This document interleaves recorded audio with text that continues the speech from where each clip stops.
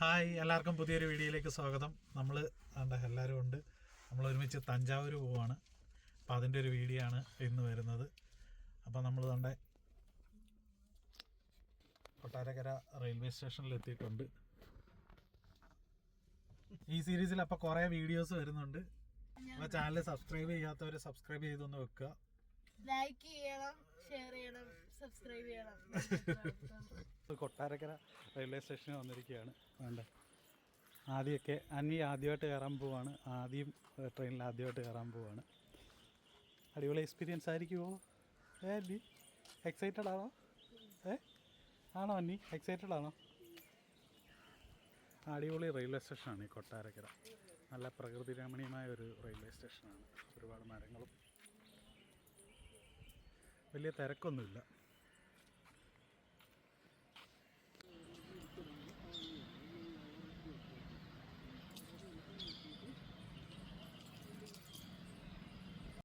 അങ്ങനെ നമുക്ക് പോകാനുള്ള ട്രെയിൻ വന്നുകൊണ്ടിരിക്കുകയാണ്. 161.02 കൊല്ലത്തുനിന്ന് ചെന്നൈ ഇഗ്മോർ വരെ പോകുന്ന കൊല്ലം ചെന്നൈ ഇഗ്മോർ എക്സ്പ്രസ് 4:17 ഇതിൻ്റെ കറക്റ്റ് ടൈം.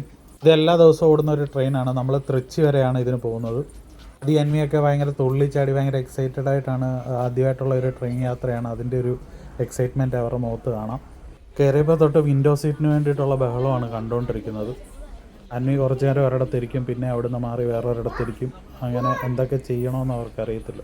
വണ്ടിയുടെ ഗ്ലാസ്സിലൊക്കെ നല്ല പൊടിയുള്ളത് കാരണം വിസിബിലിറ്റിയൊക്കെ ഭയങ്കര കുറവായിരുന്നു. രാത്രി 1:50 തൃച്ചിയിലെത്തുന്ന ട്രെയിനാണ്. അവിടുന്ന് റിട്ടയറിംഗ് റൂം എടുക്കുകയോ വെയിറ്റിംഗ് ഏരിയയിൽ വെയിറ്റ് ചെയ്യുകയോ ചെയ്ത് കഴിഞ്ഞിട്ട് 4 മണിക്ക് അവിടുന്ന് ഒരു കുംഭകോണത്തിന് പോകുന്നൊരു ട്രെയിനുണ്ട്. അതിന് കയറി 5:50 കുംഭകോണം എത്താനാണ് പ്ലാൻ. അവിടുന്ന് കുംഭകോണത്തുനിന്ന് ഗംഗൈകൊണ്ട ചോളപുരം പോയിട്ട് അവിടുത്തെ അമ്പലവും കണ്ട് തിരിച്ച് കുംഭകോണത്തെത്തി ഐരാവതേശ്വര ക്ഷേത്രവും കണ്ട് വൈകുന്നേരം തിരിച്ച് തഞ്ചാവൂർ എത്തണമെന്ന് വിചാരിക്കുന്നു. അവിടാണ് റൂം എടുത്തിരിക്കുന്നത്. അന്വിക്ക് എന്തൊക്കെ ചെയ്യണമെന്നറിയത്തില്ല. കാല് പൊക്കുന്നു, കുത്തി മറിയുന്നു, ഒരിടത്ത് കിടക്കുന്നു, പിന്നെ അവിടുന്ന് വേറെ ഒരിടത്ത് ചാടി കിടക്കുന്നു. എന്തൊക്കെ കാണിക്കുന്നതെന്ന് അവൾക്ക് തന്നെ അറിയത്തില്ല.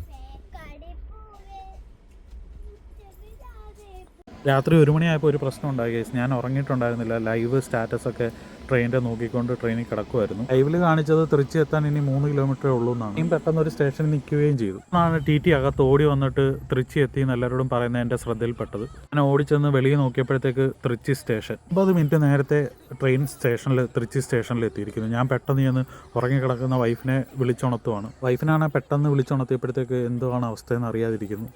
പിള്ളേർ രണ്ടും കിടന്നുറങ്ങുന്നു. ഞങ്ങളുടെ ബാഗാണെങ്കിൽ ഏറ്റവും അടിയിലത്തെ സീറ്റിൽ നല്ലപോലെ നമ്മൾ അകത്തോട്ട് കയറ്റി വെച്ചിരിക്കുകയാണ്. അതെടുക്കാൻ പെട്ടെന്ന് നമ്മൾ ആ ടെൻഷനിൽ വലിച്ചെടുക്കാൻ നോക്കുമ്പോൾ അത് എടുക്കാൻ പറ്റുന്നില്ല. ബാഗിൻ്റെ അപ്പുറത്ത് ചെരുപ്പ് കിടക്കുന്നു, അതും എടുക്കാൻ പറ്റുന്നില്ല. ലിറ്ററലി പറഞ്ഞാൽ CID മൂസയിലെ അതേ സീൻ. ഞാൻ കരുതി ചെരുപ്പൊന്നും വേണ്ട, അല്ലാതെ തന്നെ ഇനി ഇറങ്ങാമെന്ന്. ഇങ്ങനെയൊക്കെ എല്ലാവരെയും കൂടെ വാരിയെടുത്ത് വെളിയിലിറങ്ങി. ഇപ്പോഴും എങ്ങനെ ഇറങ്ങിയെന്ന് ഞങ്ങൾക്ക് ചോദിച്ചു കഴിഞ്ഞാൽ ഓർമ്മയില്ല. കുറേ സ്റ്റേഷനിൽ ആ ഇരുന്ന ശേഷം ഒരു ബോധം നേരെ വന്നത്.